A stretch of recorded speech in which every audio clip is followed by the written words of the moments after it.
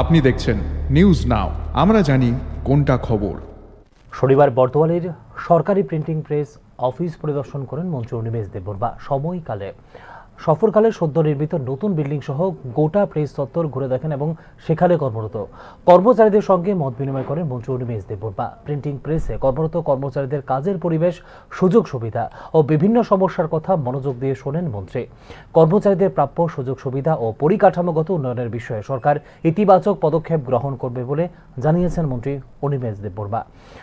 সরকারি প্রিন্টিং প্রেসকে জাতীয় মানে উন্নীত করার লক্ষ্যে আধুনিকীকরণের কাজ শুরু হয়েছে। এরই অংশ হিসেবে জার্মানি, ফ্রান্স সহ বিভিন্ন উন্নত দেশ থেকে অত্যাধুনিক যন্ত্রপাতি আনা হচ্ছে। এই উদ্যোগ বাস্তবায়িত হলে প্রিন্টিং প্রেসের উৎপাদন ক্ষমতা ও মান আরও উন্নত হবে বলে তিনি আশাবাদ ব্যক্ত করেন মন্ত্রী অনিমেষ দেববর্মা।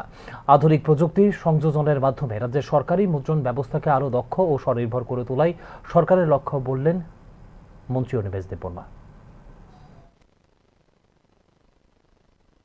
ত্রিপুরার প্রিন্টিং অ্যান্ড স্টেশনারি ডিপার্টমেন্ট ভারতবর্ষে যেমন উড়িষ্যা, মহারাষ্ট্র, গুজরাট, কর্ণাটক এই কয়েকটি প্রদেশের প্রিন্টিং অ্যান্ড স্টেশনারি প্রতিষ্ঠানটা একজন খুব উজ্জ্বল এবং কাজের দিক থেকে এরা দেশের মধ্যে এগিয়ে থাকে।